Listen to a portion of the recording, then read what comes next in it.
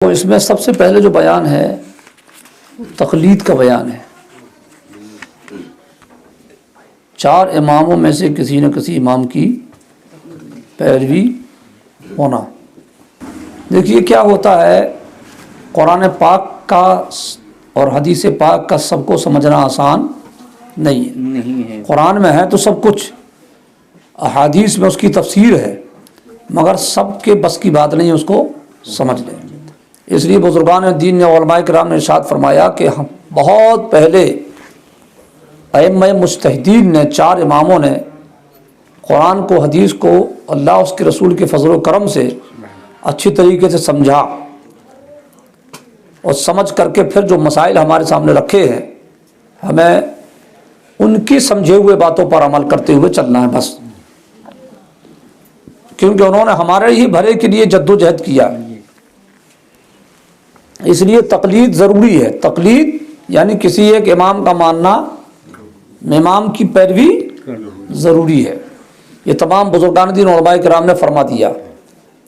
آپ کہو کہ نہیں ہم قرآن اور حدیث سے سب کچھ سمجھ لیں گے، ہم کو کسی امام کی پیروی کی ضرورت نہیں ہے، تو ایسا نہیں چلے گا، یہ غلط ہے، ایسا ہرگز نہیں ہو سکتا۔ آپ کہو کہ قرآن اور حدیث سے ہم سب سمجھ لیں گے، ہمیں کسی اور سے سمجھنے کی ضرورت نہیں ہے نا، تو جس کے چھاتی میں دم ہو، یہ قرآن رکھا ہے، سامنے آئے ہم کھول کے دکھاتے ہیں اور آیت پڑھ کر بتاتے ہیں، ہم کو صحیح میں سمجھا کر بتائے ذرا وہ، یہ قرآن سامنے رکھا ہے۔ جو کہے کہ ہم کسی امام کی پیروی کیے بغیر ڈائریکٹ قرآن سمجھ سکتے ہیں، تو قرآن سامنے ابھی آ کر کے سمجھ کر کے بتا دیں، کیا سمجھا تم نے؟ قرآن کہیں سے بھی کھول کر کے تم سمجھا کر بتا دو، سمجھ لے گا کوئی؟ جو کچھ لوگ یہ کہتے نظر آتے ہیں، کیا وہ سمجھ لیں گے قرآن کو؟ ممکن نہیں ہے۔ پوری گرامر کے ساتھ پہلے عربی کی معلومات ہونا ضروری ہے، پھر اس گرامر کو سمجھنے کے لیے نحو، صرف، بلاغت، یہ سب علم ہے، جیسے ہندی میں انگلش ہے، میتھ ہے، کیا کیا ہے، سب جو چلتا ہے، اسی طرح عربی میں بھی یہ ساری چیزیں ہیں۔ سب چیزیں بندہ جب اچھے سے پڑھتا لکھتا ہے نا، تب جا کر کے وہ عربی سمجھ سکتا ہے۔ جیسے الحمد ہی کیوں ہے، الحمدہ کیوں نہیں پڑھ سکتے، الحمد کیوں نہیں پڑھ سکتے؟ چالے لیجیے، ہے نا، الحمد کیوں پڑھیں گے، الحمد کیوں نہیں پڑھ سکتے، الحمدہ کیوں نہیں پڑھ سکتے؟ رب العالمین کیوں پڑھنا ہے، رب العالمین کیوں نہیں پڑھ سکتے، رب العالمین کیوں نہیں پڑھ سکتے؟ یہاں پر یہ ساری چیزیں جب مولانا صاحب لوگوں کے سامنے بیٹھ کر کے لوگ پڑھتے ہیں سسٹم سے، دھیرے دھیرے تو وہ ساری چیزیں وہاں بتائی جاتی ہیں، ایک دم سے نہیں سمجھ میں آتی۔ اس لیے کہا کہ اتنی مغز ماری آپ نہیں کر سکتے، نہ آپ کے پاس اتنا ٹائم ہے، آپ چار اماموں میں سے کسی ایک امام کی پیروی کریں۔ جیسے حضور غوث اعظم اتنے بڑے، مگر وہ بھی ظاہری اعتبار سے مقلد تھے۔ سرکار غریب نواز اتنے بڑے بزرگ، وہ بھی مقلد تھے۔ سرکار غریب نواز سے بھی پہلے جو ہندوستان تشریف لائے، سرکار غریب نواز سے بھی بڑے بزرگ جو مانے جاتے ہیں، سرکار داتا گنج بخش پاکستانی، وہ بھی مقلد تھے۔ سمجھ میں آیا؟ امام بخاری جنہوں نے بخاری شریف جیسے عظیم کتاب لکھی، وہ بھی مقلد تھے۔ امام مسلم وہ بھی مقلد تھے۔ امام ترمذی وہ بھی مقلد تھے۔ یعنی چار اماموں میں سے کسی نہ کسی امام کا دامن ان کے ہاتھ میں تھا۔ حالانکہ یہ وہ مقدس شخصیتیں ہیں کہ یہ کسی کی پیروی نہ بھی کرتے، یہ کسی کی پیروی نہ بھی کرتے، تب بھی ان کے پاس اللہ نے اتنا علم دیا تھا کہ یہ بالکل ٹھیک ٹھاک طریقے سے قرآن و حدیث سمجھ کر کے اپنی زندگی گزار لیتے۔ جیسے حضور غوث اعظم رضی اللہ تعالیٰ عنہ کے پاس وہ منصب ہے، منصب غوثیت کبریٰ کا منصب ہے۔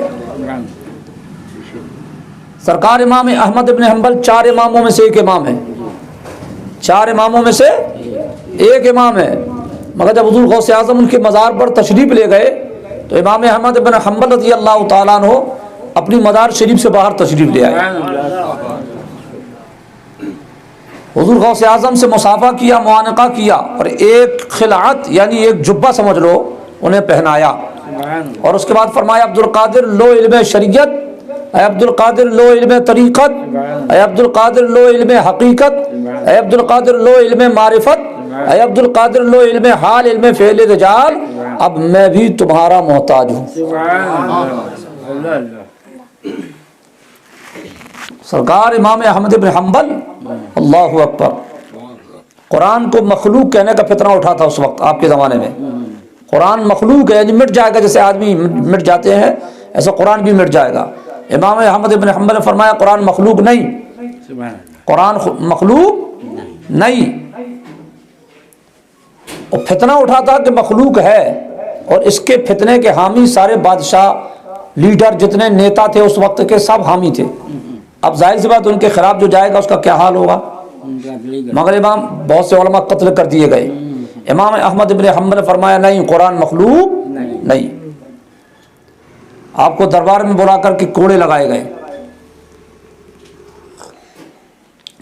جب کوڑے لگائے گئے آپ کو، آپ کے ہاتھ بندھے ہوئے تھے، کوڑے پہ کوڑا، کوڑے پہ کوڑا جب آپ کے جسم پہ پڑا تو آپ کا یہ ناڑا جاربند جو ہے یہ ٹوٹ گیا۔ آج کے ناڑے بڑے مضبوط ہوتے ہیں نا، رسی کی طرح بھی استعمال کر سکتا آدمی، پہلے تو ایسے ہی رہتا رہا نا، ٹوٹ گیا یہ۔ جب یہ ٹوٹا، ناڑا ٹوٹ گیا آپ کا، اور قریب تھا کہ آپ کا تہبند یا وہ آپ کا جو پیجامہ تھا وہ سرک جاتا نیچے۔ آپ نے اللہ کی بارگاہ میں دل میں کہا مولا میں بے بس ہوں، ان کے سامنے میرا سطر نہ کھلے۔ دلی دل میں کہا، مار کی تکلیف پر کوئی اثر نہیں ہوا آپ کو کہ جو مارا جا رہا اس پر آپ نے او آ کیا، کچھ کیا، یہ کچھ نہیں، مگر جب اجار کھلنے لگا، بے پردگی کا خطرہ ہوا تو رب کی بارگاہ میں گزارش کر دی مولا لاج رکھ۔ پورے مجمع نے دیکھا کہ دو ہاتھ آپ کے سائڈ سے آگے بڑھے، سبحان اللہ، آپ کے ہاتھ تو بدے تھے، دو ہاتھ نمودار ہوئے اور آپ کا اجار کس دیا، سبحان اللہ، دو ہاتھ نمودار ہوئے اور آپ کا اجار باندھ دیا، اور پھر وہ غائب ہو گئے۔ جب آپ کی کرامت لوگوں نے یہ دیکھی تو فوراً امام احمد بن حنبل کو چھوڑ دیا، باپ رے باپ یہ کیا ہے، مگر اس کے بعد پھر آپ بلایا، پھر مارا وغیرہ وغیرہ۔ یہ امام احمد بن حنبل ہے۔ ان کی مزار شریف پر جب حضور غوث اعظم تشریف لے گئے، بڑھ کر نکل کر کے قبر پاک سے استقبال کرتے، تو ہمارے آقا حضور غوث اعظم کے پاس ایسا منصب تھا، منصب غوثیت کبریٰ، منصب غوثیت کبریٰ جو کسی اور کے پاس نہیں تھا۔ امام حسن عسکری، سرکار امام موسیٰ کاظم کی اولاد میں سے تھے امام حسن عسکری رضی اللہ تعالیٰ عنہ، وہاں تک منصب غوثیت کبریٰ تھا ان کے پاس، اس کے بعد وہیں پر رک گیا۔ پھر جتنے بھی ہوئے سب نائب ہوئے، یہ پھر یہ منصب کس کو ملا ہے، حضور غوث اعظم کو ملا ہے۔ تو حضور غوث اعظم بھی کسی کی اگر پیروی نہ بھی کرتے مسائل میں، تب بھی اللہ نے انہیں وہ شان دی تھی کہ سب کچھ قرآن و حدیث سے نکال کر کے سمجھ لیتے، اور سمجھے بھی ہیں، مگر پھر بھی پیروی کی۔ آپ حنبلی تھے، امام بخاری شافعی تھے، تو ان مقدس ہستیوں نے اتنا بڑا علم رکھنے کے باوجود کسی نے کسی کی پیروی کی ہے، اس پر بحث زیادہ نہیں۔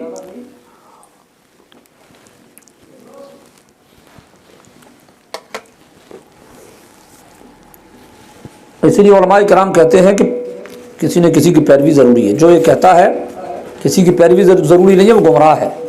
کیا ہے؟ گمراہ ہے، وہ پیروی ضروری ہے۔ اسی لیے وہ ان کا معاملہ بالکل الگ بھی ہے۔ پیروی کرنے والوں میں، پیروی کرنے والوں کی جماعت بہت زیادہ بڑی ہے۔ یہ وہی ہے، یہ جال حق و زحق الباطل، یعنی حق آیا اور باطل گیا۔ مفتی احمد یار خان رحمۃ اللہ تعالیٰ علیہ نے اس کتاب کو لکھا ہے، جنہوں نے تفسیر نعیمی لکھی ہے، بہت بڑی بڑی کتابیں لکھی حضرت نے۔ یہ اعلیٰ حضرت کے شاگرد تھے، سبحان اللہ، اعلیٰ حضرت کے شاگرد تھے مفتی احمد یار خان صاحب۔ آپ نے جو اصل میں جو کتاب لکھی ہے یہ مناظرانہ انداز میں لکھی ہے، مناظرانہ، یعنی ان کے سوال جو ہوتے ہیں وہ بھی نوٹ کر دیے، پھر اس کا جواب. پہلے جس مسئلے پر بھی بات کرتے ہیں پہلے اس کا ثبوت پیش کرتے ہیں قرآن سے، پھر حدیث سے، پھر بزرگوں کے قول سے. حضور کو یا رسول اللہ کہنا جائز ہے یا نہیں، قرآن سے، حدیث سے، صحابہ سے، بزرگوں سے اس کا ثبوت. پھر یا رسول اللہ کہنے پر ان کے اعتراض کیا ہے، وہ اعتراض، پھر اس کا جواب. یہ انداز آپ نے اپنایا اس میں.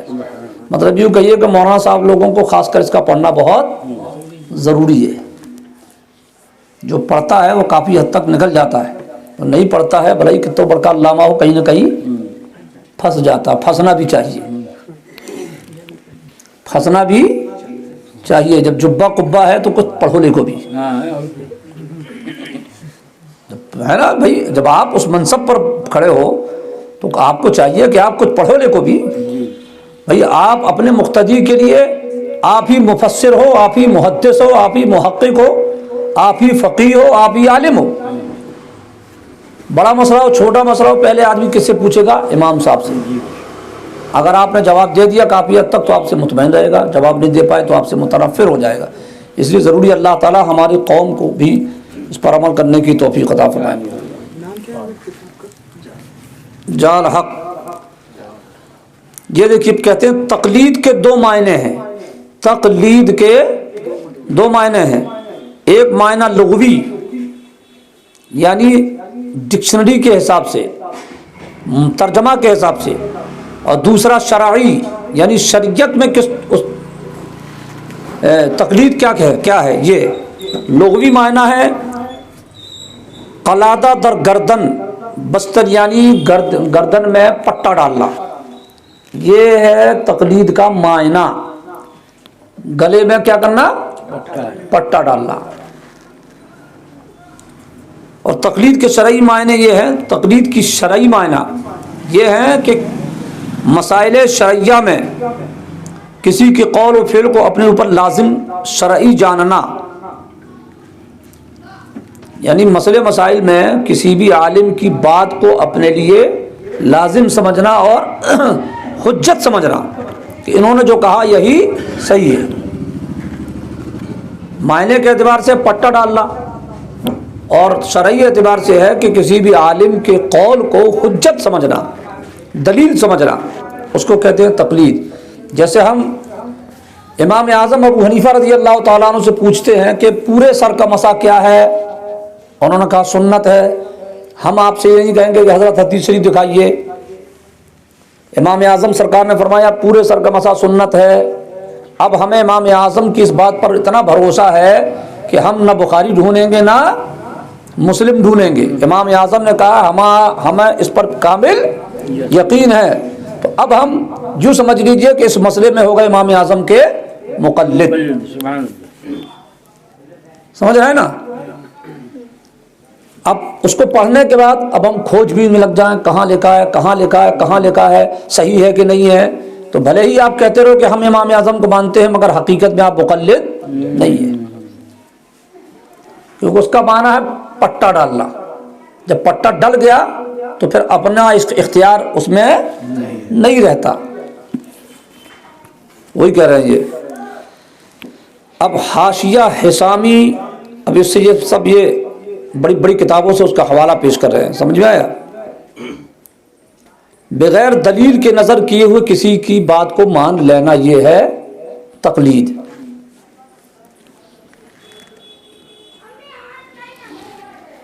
اب یہ کہہ رہے ہیں تقلید غیر شرعی اگر شریعت کے خلاف میں ہے تو حرام. اب آ جائیے اس پہ ذریعے دوسرا باب. کن مسائل میں تقلید کی جاتی ہے؟ کن مسئلوں میں تقلید ہوگی؟ تو کہہ رہے ہیں شرعی مسائل تین طرح کے ہیں: عقائد، اور دوسرا احکام جو صراحتاً قرآن پاک کی حدیث سے ثابت ہوں، اجتہاد کو ان میں دخل نہ ہو. تین وہ حکام جو قرآن یا حدیث سے استنباط و اجتہاد کر کے نکالے جائیں. تین طرح کے مسائل ہیں. ایک تو وہ ہے عقیدہ، خدا ایک ہے، اس معاملے میں ہم کسی کے مقلد نہیں.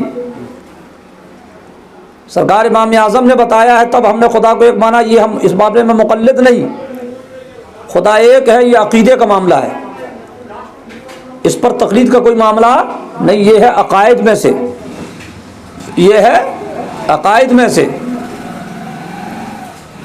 اس پر تقلید نہیں.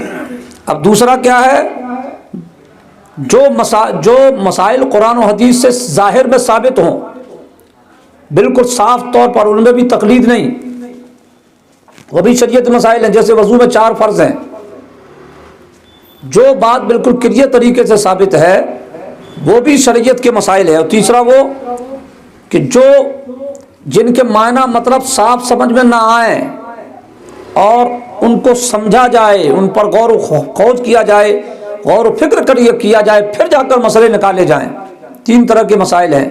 تو ہم لوگ جو مسائل پر جو مقلد ہیں وہ تیسرے قسم کے.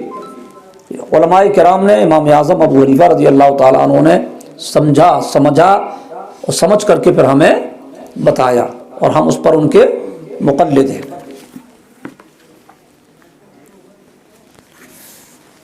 یہ ایسی کتاب ہے کہ اگر یہ پوری اس کی ایک ایک حرف کو اگر ہم اسی انداز میں بیان کریں گے تو آپ لوگ کہیں گے کہاں سنا رہے ہیں. اس لیے کام کی باتیں سے نکالے گئے، باقی جو تو ہم لوگوں کے مطلب بھی ہے نا. اب فتاوی ہندیہ، فتاوی عالمگیری، فتاوی شامی، در مختار، اب اس کی دلیلیں اگر آپ کو دینا شروع کریں گے تو کہیں گے کہ یہ کیسا درس ہو رہا بھائی. بہرحال ہے یہ ذہن میں صرف اتنی بات رکھیے کہ ہم لوگوں کے اندر قرآن و حدیث سے مسئلے نکالنے کی ہمت نہیں، اس لیے ہم مقلد ہیں. اور جو آ کر کے یہ سب بولتے ہیں، بحث کرتے ہیں، باتیں کرتے ہیں، یہ ہندی والی بخاری پڑھنے والے کے مقلد ہیں. کیونکہ یہ کہاں سے سیکھے؟ یہ بھی کسی سے لے کر کے آ رہے ہیں، کسی سے سیکھ کر کے آ کر سوال کر رہے ہیں، کسی سے سن رہے ہیں، سمجھ رہے ہیں. خود تو بخاری پکڑنے کی تو تمیز نہیں، الٹی پکڑی کی سیدھی. قرآن کے اوپر بخاری رکھ دی. بخاری شریف پکڑتا تک نہیں بنتا، اپنی آنکھوں سے دیکھا ہم نے. بخاری سیدھی پکڑی کی الٹی، اور برابری سے بحث چل رہی ہے، گھنٹوں سے بحث چل رہی ہے. اور جب بخاری اٹھا کر دی گئی تو پکڑ بھی نہیں پا رہا کہ کدھر سے پکڑنا اس کو. تو یہ مقلد ہی ہیں. کیسے کن کے مقلد ہیں؟ یہ 4 اماموں میں سے کسی مقلد نہیں، یہ ہندی والی بخاری والے مقلد ہیں. یہ ان سے سمجھ کر آ کر کے باتیں کرتے ہیں. ڈائریکٹ قرآن و حدیث سمجھنے کے اندر ان کے اندر طاقت ہے ہی نہیں. کیا سمجھیں گے قرآن حدیث؟ الحمدللہ الحمدللہ الحمدللہ. اللہ کا شکر ہے، اللہ رب العزت نے ہم اور آپ کو ایمان اور عقیدے کی درستگی کے ساتھ ساتھ اپنے محبوب بندوں میں سے کسی ایک بندے کی پیروی کی توفیق عطا فرمائی. کوئی شافعی ہو، صحیح معنوں میں شافعی ہو، وہ بھی کامیاب. کوئی مالکی ہو، وہ بھی کامیاب. کوئی حنبلی ہو، وہ بھی کامیاب. کیا امام بخاری کامیاب نہیں؟ حنفی تو نہیں تھے آپ. اسی طرح کوئی بھی مثال لے لیجئے جو ان کو صحیح میں، یعنی مسائل کے ساتھ ساتھ عقائد میں ان کے پیروکار ہو، وہ کامیاب. اب کچھ لوگ کہہ دیتے ہیں کہ یہاں پر ہاتھ باندھنا، یہ تم لوگ خود کہتے ہو کہ شافعی ایسا کرتے ہیں، تو یہاں پر ہاتھ باندھنے والے صحیح ہیں کیونکہ شافعی کے یہاں ہے، ثابت ہے. ہم نے کہا بالکل ثابت ہے، مگر امام شافعی کے یہاں صرف یہاں ہاتھ باندھنا ثابت نہیں ہے، یا رسول اللہ کہنا بھی ثابت ہے. یا رسول اللہ کہنا بھی ثابت ہے. مصطفیٰ کو حاجت روا ماننا بھی ثابت ہے. مصطفیٰ کو مشکل کشا ماننا بھی ثابت ہے. مصطفیٰ کو عالم غیب ماننا بھی ثابت ہے. مصطفیٰ کو مالک جنت مختار کائنات ماننا بھی ثابت ہے. صرف یہاں ہاتھ باندھنا ثابت نہیں ہے. تم ادھورے ہو، تم مقلد ہو ہی نہیں. تم صرف ہاتھ باندھنے کو دکھا کر کے کہتے ہو کہ ہم شافعی ہیں. اگر حقیقت میں شافعی اور حنبلی ہوگے تو ان کے عقائد پر بھی چلو گے. تو اگر عقائد پر چلتے ہو تو یہیں پر بیٹھے بیٹھے بولو یا رسول اللہ المدد، وہیں پر فیصلہ ہو جائے گا. سمجھ میں آیا؟ یہ مسائل میں ان کے معاملے ضرور ہیں مگر عقائد میں ان کے اختلاف ہے. کن مسائل میں تقلید یہ ہو گیا. اب کہہ رہے کس پر تقلید واجب ہے، کس پر تقلید واجب نہیں. کس پر تقلید واجب ہے، کس پر تقلید واجب نہیں. مکلف مسلمان 2 طرح کے ہیں، ایک مجتہد، دوسرے غیر مجتہد. پہلے بلند آواز سے درود شریف پڑھتے ہیں اللہم صلی علی سیدنا مولانا محمد و سیدنا مولانا محمد۔ اس وقت 11:30 بجنا بہت بڑی بات ہے نا، بہت بڑی بات ہے، 7:30 بجے نماز ہو جا رہی ہے۔ بہرحال بس 2-3 منٹ اور انشاءاللہ سلام ہوتا ہی ہے۔ ایک ہے مجتہد اور ایک ہے غیر مجتہد۔ مجتہد وہ ہے جس میں اس کی اس قدر علمی لیاقت اور قابلیت ہو۔ مجتہد یعنی پورے مسلمانوں میں 2 طرح کے لوگ، ایک مجتہد اور ایک غیر مجتہد۔ کہہ رہے ہیں مجتہد وہ ہے جس کے اندر اتنا علم ہو، اتنی قابلیت ہو کہ قرآنی اشارات اور رموز سمجھ سکے اور کلام کے مقصد کو پہچان سکے، اس کے مسائل نکال سکے، ناسخ و منسوخ کا پورا علم رکھتا ہو، علم صرف، نحو، بلاغت وغیرہ میں اس کو پوری مہارت حاصل ہو، احکام کی تمام آیتیں اور احادیث پر اس کی نظر ہو، اس کے علاوہ ذکی اور خوش فہم ہو۔ یہ ہے جس کے اندر یہ کوالٹی ہوگی وہ ہوگا مجتہد۔ جس کے اندر یہ کوالٹی نہیں وہ ہے غیر مجتہد۔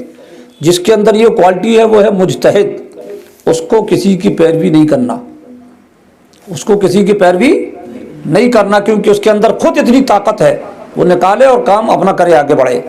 جس کے اندر یہ طاقت نہیں ہے وہ ان کی پیروی کرے، یہ ان کی پیروی کرے۔ پھر سوال پیدا ہوگا کیا خواجہ صاحب کے اندر اتنا نہیں تھا؟ کیا امام بخاری کے اندر اتنا نہیں تھا؟ پھر کیوں پیروی کی انہوں نے؟ تو علماء اس کا جواب دیتے ہوئے ارشاد فرماتے ہیں کہ علماء کا یہ فتویٰ تھا کہ منتشر نہ ہو عوام اور امت، اس لیے صرف 4 اماموں کو مختصر کر دیا، بس اب جو بھی ہوگا انہی میں سے کسی ایک کی پیروی کرو، آگے بڑھو۔ نہیں تو پھر دھیرے دھیرے وہ سسٹم آگے بڑھتا چلا جاتا، نہ جانے کتنے مجتہد ہو جاتے اور نہ جانے کتنوں کی پیروی ہوتی اور نہ جانے کیا کیا ہونے لگتا ہے۔ اس لیے فرمایا وہیں پر روک دیا۔ اس وقت کے بعد کے جو ان سے جڑے ہوئے بزرگ تھے انہوں نے وہیں پر روک دیا کہ بس اب یہ 4 ہی مجتہد رہیں گے بس۔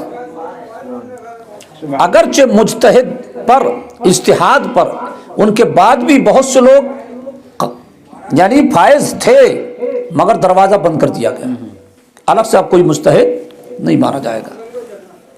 وہی کہہ رہے ہیں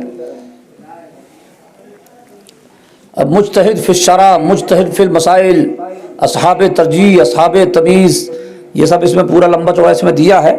آپ یہ سمجھ لیجئے صرف 2 طرح کے بندے ہوتے ہیں، ایک مجتہد اور ایک غیر مجتہد۔ مجتہد وہ جس کے اندر اتنی طاقت ہو، اتنا علم ہو کہ قرآن شریف کھولے، آیت کو پڑھے، سمجھے، اس میں یہ ہے، اس آیت میں یہ ہے، اس آیت میں یہ ہے، سب کو ملا کر کے پورا نچوڑ نکال لے، وہ ہے مجتہد۔ اور جو یہ نہ کر سکے وہ ہے غیر مجتہد۔ تو غیر مجتہد مجتہد کی بات مانے، آگے بڑھے، کیونکہ اللہ نے یہ ساری چیزیں سب کو عطا نہیں فرمائی۔ سمجھ میں آیا؟ جیسے امام اعظم ابو حنیفہ رضی اللہ تعالیٰ عنہ کی بارگاہ میں ایک آدمی پہنچا کہ حضور میں نے خزانہ کہیں چھپا دیا، پتہ نہیں چل رہا کہاں ہے، خزانہ چھپا دیا کہیں پتہ نہیں چل رہا، بھول گیا ہوں۔ آپ نے فرمایا اچھا جاؤ وضو بناؤ، نفل پڑھنا شروع کرو رات کو۔ وہ گیا، اس نے وضو بنایا، رات کو نفل پڑھنا شروع کیا۔ ابھی 2 ہی رکعت پڑھا تھا تو اس کو یاد آ گیا میرا خزانہ کہاں رکھا ہے۔ 2 ہی رکعت میں آتا ہے کہ خزانہ کہاں رکھا ہے، اب کیا پڑھے گا وہ؟ لیا خدا پڑھا، خزانہ نکالنا شروع کر دیا، بڑھیا سو گیا، بڑے مسکراتا وہ 2 دن امام اعظم کی بارگاہ میں پہنچا۔ سرکار امام اعظم سے کہا حضور بہت اچھا عمل بتایا آپ نے، میرا خزانہ مل گیا۔ حضور نے فرمایا اچھا مل گیا؟ بولے ہاں۔ پھر تم نے کیا کیا؟ بولے حضور کیا پھر بات ختم؟ بولے کاش تو ساری رات اس کے شکرانے میں نماز پڑھ لیتا۔ سبحان اللہ، کاش اس کے شکرانے میں تو نماز پڑھ لیتا۔ بات ہو گئی ختم۔ ظاہری اعتبار سے لگ رہا ہے کہ امام اعظم نے عقل سے فیصلہ دیا، ظاہری اعتبار سے لگ رہا کہ عقل سے فیصلہ دیا۔ حدیث شریف کہاں بیان کی اس میں؟ لگ رہا نا، مگر حقیقت یہ کہ حدیث کا ہے یہ۔ حضور نے کیا ارشاد فرمایا؟ جب اذان ہوتی ہے شیطان بھاگ جاتا ہے، اقامت ہوتی ہے پھر بھاگ جاتا ہے، بندہ جب نماز پڑھتا ہے تو شیطان پھر آتا ہے، یاد دلاتا ہے یہ یاد کر، یہ یاد کر، یہ یاد کر، یہ یاد کر، جو جو بھولا ہے سب یاد دلاتا ہے یہاں تک کہ بندہ بھول جاتا ہے. یہ حدیث ہے نا, اس لیے امام اعظم نے نہ کوئی تعبیذ دی نہ کوئی عمل بتایا. کیا کہا؟ نماز پڑھو, کیونکہ فرمان مصطفیٰ ہے بندہ جب نماز کے لیے کھڑا ہوتا ہے تو شیطان اسے بھولی ہوئی چیزیں یاد دلا دیتا ہے. اور ہوا بھی وہی, جیسے ہی اس نے نیت باندھی اس کو یاد آ گیا. تو ظاہری اعتبار سے آپ نے حدیث پڑھ کر نہیں بیان کیا, مگر ہے اصل میں حدیث. کتنی مرتبہ پر نے حدیث پڑھی مگر دماغ یہاں نہیں گیا کہ یار ایسا بھی ہوتا ہے, مگر امام اعظم کا دماغ وہاں گیا اور بغیر تعبیذ بنائے حدیث رسول سے ہی اس کا علاج کر دیا. اس کو کہتے اجتہاد. اللہ تبارک و تعالیٰ اپنے مخصوص بندوں کو یہ طاقت دیتا ہے, یہ قوت دیتا ہے. سرکار مفتی اعظم ہند رضی اللہ تعالی عنہ کے زمانے میں ایسے ایک معاملہ پیش آیا. ایک آدمی نے اپنی بیوی کو طلاق دے دیا, کہا تو نے نماز پڑھی تو تجھے طلاق. بڑھیا کہتی میں تو آج تو اور پڑھوں گی. بڈھا بڈھی میں دونوں لڑائی ہو گئی. اس نے کہا کہ اگر تو نے نماز پڑھی تو تجھ کو طلاق. بڈھی کہتی ہے آج تو اور پڑھوں گی. وضو بنایا, اس نے نماز پڑھ لیا. بوڑھے میاں پریشان گئے. بہرحال امام سرکار مفتی اعظم ہند تھے. سرکار مفتی اعظم ہند رضی اللہ تعالیٰ عنہ سے مسئلہ پوچھا گیا تو آپ نے ارشاد فرمایا بڑی بیوی کو بلاؤ, یعنی بڑھیا کو بلاؤ. جب ان کو بلایا گیا تو آپ نے ارشاد فرمایا یہ پانی ہے. آپ بچے تھے اس وقت حضور مفتی اعظم ہند. فرمایا یہ پانی ہے, وضو بناؤ. انہوں نے وضو بنانا شروع کیا. حضور مفتی اعظم ہند دیکھ رہے ہیں بڑھیا پوری وضو بنا چکی. جب بنا چکی تو آپ نے فرمایا بوڑھے میاں لے جاؤ اپنی بڈھی کو, تمہارا طلاق ہوا ہی نہیں, تمہارا طلاق ہوا ہی نہیں. بولے حضرت جو میں نے کہا تھا اس نے وہی کام کیا, طلاق تو ہو گیا. بولے ابے جب نماز کب صحیح ہوگی؟ جب وضو صحیح ہوگا. جب وضو ہی صحیح نہیں تو نماز ہی نہیں, جب نماز نہیں تو طلاق نہیں. تو سرکار مفتی اعظم جی اس کو کہتے ہیں غالبانہ انداز. ورنہ ظاہری اعتبار سے جب اس نے نماز پڑھی ہے تو طلاق, ہر آدمی یہ کہے گا نا طلاق ہو گئی. مگر آپ نے کہاں سے پکڑا؟ وضو صحیح نہیں تو نماز نہیں, جب نماز نہیں تو. اور تم نے کیا کہا اگر تو نے نماز پڑھی تو ضرور مگر ہوئی نہیں, اس لیے نہیں ہوئی کہ وضو ہی صحیح نہیں اس کا. تو یہ امام اعظم ابو حنیفہ رضی اللہ تعالیٰ عنہ کے غلاموں کے غلاموں کے غلاموں کے غلاموں کا علم ہے, پھر میرے امام کا عالم کیا ہوگا. اللہ تبارک و تعالیٰ بے شمار رحمت و انوار المقدس ہستیوں پر نازل فرمائے اور ہمیشہ ہمیں ان کی تعریف و توصیف کرنے کی توفیق عطا فرمائے. وآخر دعوانا الحمدللہ.